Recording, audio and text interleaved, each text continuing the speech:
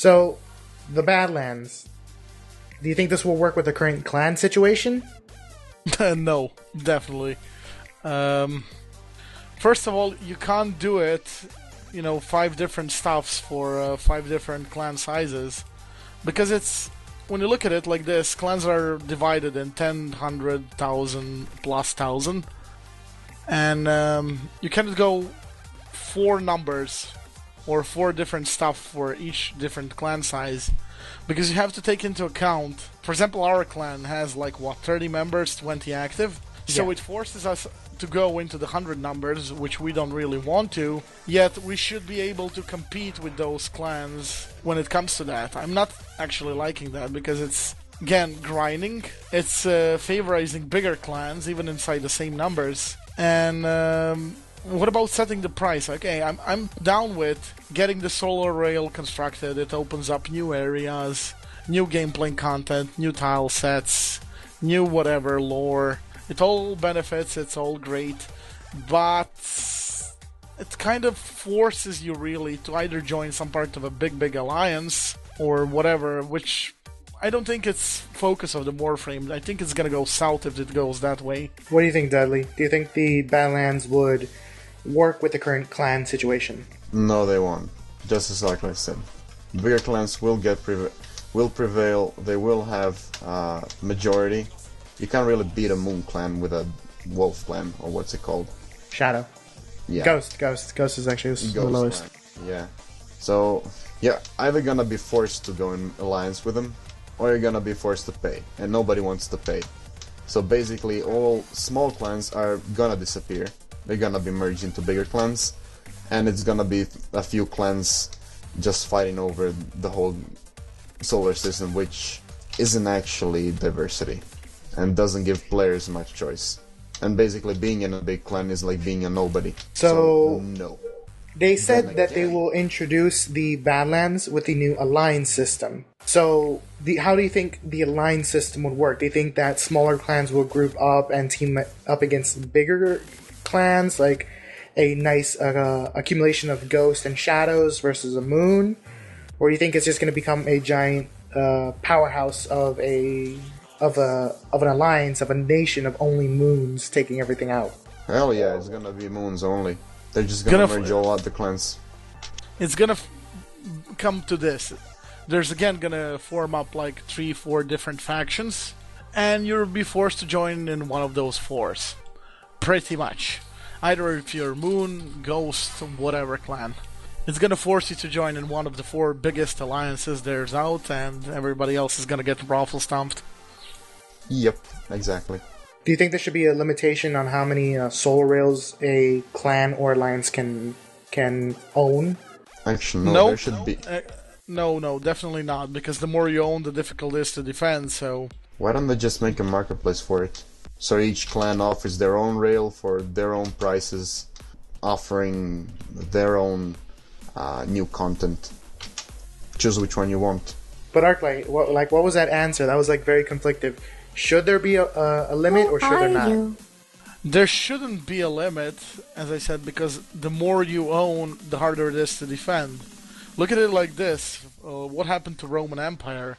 Expanding till they were so thinned out, they couldn't defend anymore, and they pretty much, meet their doom because of it. So no, there shouldn't be a limit, but it definitely should be balanced out between the numbers. But then again, if there's no limit, you're gonna have one giant clan controlling everything, and they're not gonna pay anything. There's not gonna be any content. The content they put in is gonna be redundant. Yeah, the ideas behind the solar rails is to discover and unlock new locations with rare resources, harder bosses, and better loot. So, do you think that's all the good stuff is going to be locked down to just the top? Yep. Yeah, but they can set the price whatever they want. That's the problem. And when you look at it, the prices are really going to be high, because when distributing them amongst, 5,000-10,000 clans that are in the alliance, nobody's going to get anything. The whole entire concept of clans fighting clans for these towers is a sabotage mode Orc and Defender styled mission. It's not PvP. We're not going to be directly fighting other players. I know, but still, organizing 1,000 players to do that in, let's say, 1 hour for bigger alliances is not a problem. What do you think, Dudley? Exactly what he says. A Moon Clan's gonna be able to get the mission done much faster than a Ghost Clan. I mean, much faster. Unless then again they set up some scaling that requires the Moon Clan to do 100 mission while the Ghost Clan has to do only 1. But again, it's not fair when you look at it. Oh. If you're gonna maintain a giant clan, you're gonna have to maintain it properly. I agree. I mean, I play PlanetSide too, and I know how it goes. When there's one side organizing some kind of an op, everybody's trying to get some info on when the op's gonna be, where it's gonna take place, and every time you organize an op, there's an equal and opposite number of opposition waiting for you to deny you that op, and it turns out great, to be honest. But that's PvP. That's not PvE. Here, they really have to be. I don't know, I would rather see the Badlands kind of a big expansion on Proxy. So, if you go one faction, they open up this for you and that for you, and you can later on switch for this or that, then rather go, you know, this style they're aiming for now. I don't think the current style is going to work. The Badlands, not a bad idea. I do like everything they put out, but not the way they want it to work, because that's definitely not going to work. The Badlands It's need human nature to exploit. The Badlands need a stronger Conclave base in order for them to expand onto it, basically. Because the Conclave is to satisfy those PvP players, and this is the Badlands is a pseudo PvP, because you're not directly fighting against other players, but you're indirectly competing against them. Yeah. So they need to fix the situation with the Conclaves and figure out how players' competitiveness is fueled before they move on to something more ambitious like the Badlands. It's not that it needs to be PvP. I mean, you can't really balance this out in the PvE game, but they should. How can I say this?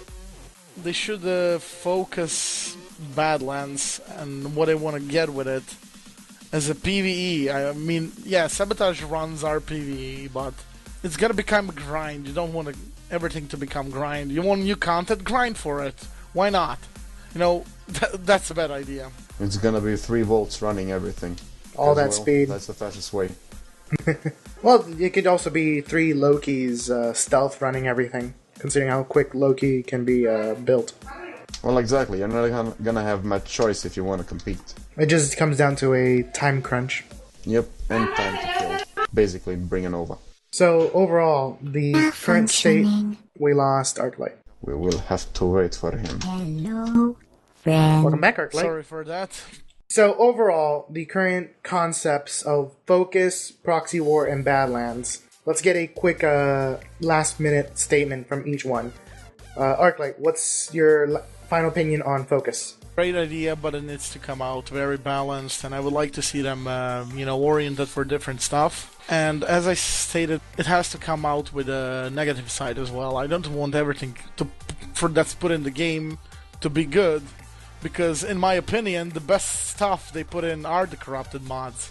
They make some of the stuff hell of overpowered, but it comes with a huge drawback, and you can't really go single build that's gonna eat up all things.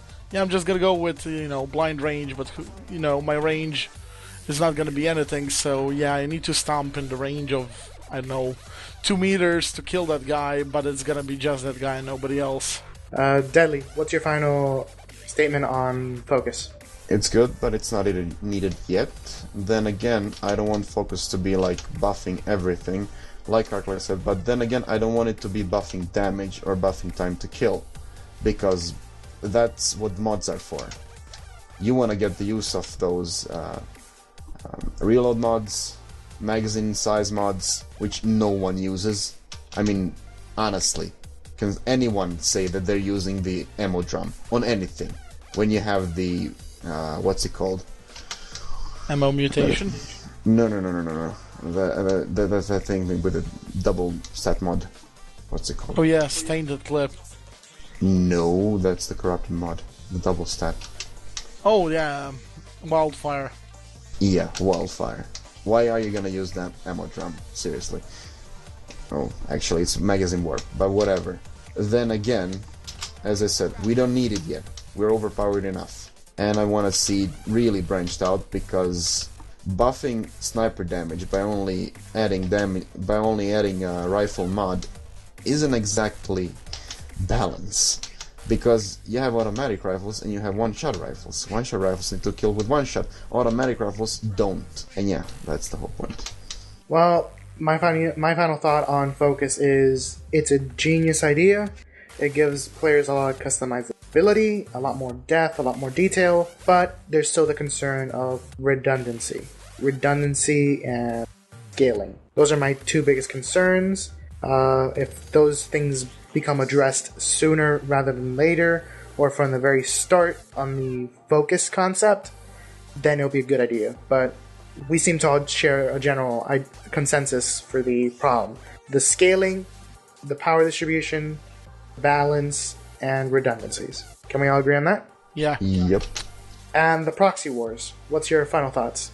Also great idea, also good thing to add new content, also good thing to have, but they really need to focus on rewards on that, because one side's going to be definitely overpowering the others if they do not plan it good. Basically another Zanuka incident. Yes. What do you think, Deadly? Well, it is fluff. Fluff is always good. But then again, as Arclight said, you don't want to have overpowering content on one side, and then again redundant content and weak content on the other side.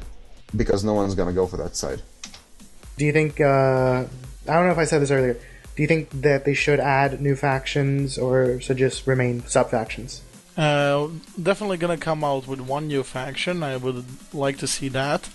But you know, a faction that's pretty much working from the shadow, it's not that open as all the other ones are. But when they do come, they come out in style and they can do a lot of stuff if they're not stopped. So basically the people that are sharing ideas with the Stalker. Yes. Let's say it like this, yes. We want to see more Stalker. Yeah, we want to see Illuminati. All the Illuminati.